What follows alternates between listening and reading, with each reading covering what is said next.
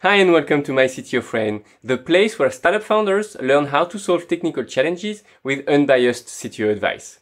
My name is Amaury and today I'm answering a question from Virginie, who is working on the second versions of her web platform. Her question is it possible to fully own the source code developed by a provider? Before answering that question, let's add a bit of context. Virginie, like many business founders, has pretty much no idea what the source code is. She just knows that without it, she cannot delegate the development to someone new. And that's a huge point. Asking someone to develop an application without having access to the source code is like building a house on a land that does not belong to you yet. And I've seen dozens of projects run into conflict with providers just because of this exact situation.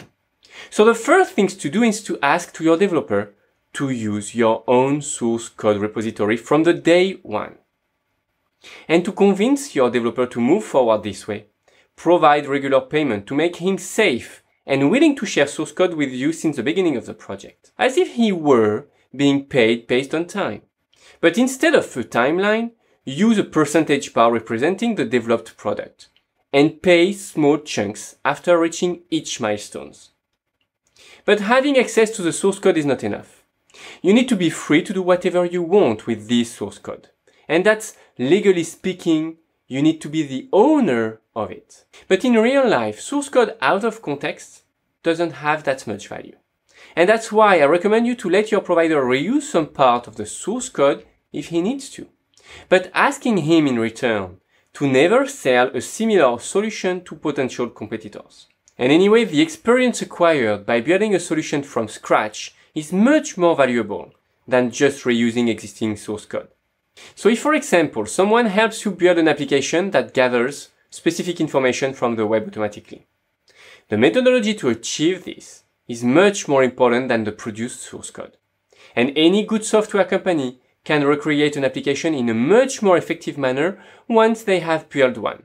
So talking about source code properties and to answer Virginie's question, yes, of course, the source code can and should belong to your company. I am not a lawyer and things might be different depending on your country, or depending on the country of your provider. But from an operational point of view, here are my recommendations. Write on the contract that you as a client are the owner of the source code.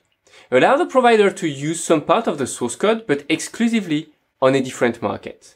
And obviously, forbid your provider to sell any similar services to potential competitors, with or without reusing your source code.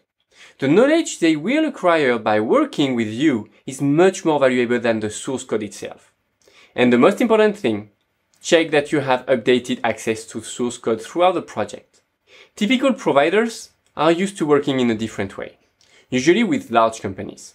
But relations with startups are riskier for both parties. Having this level of transparency is a requirement.